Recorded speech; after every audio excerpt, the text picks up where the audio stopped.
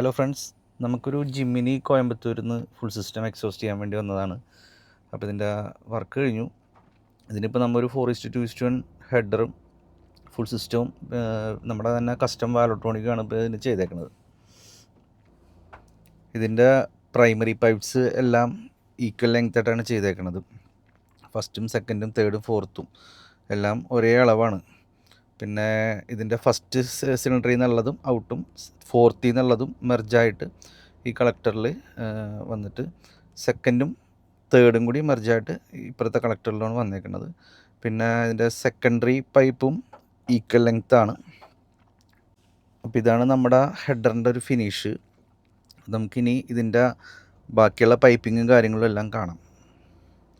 ഇത് ബെല്ലോ ഒക്കെ ആഡ് ചെയ്തിട്ടുണ്ട്. എല്ലാ വണ്ടിയിലും ആഡ് ചെയ്യണ പോലെ ബെല്ലോ ആഡ് ചെയ്തിട്ടുണ്ട്.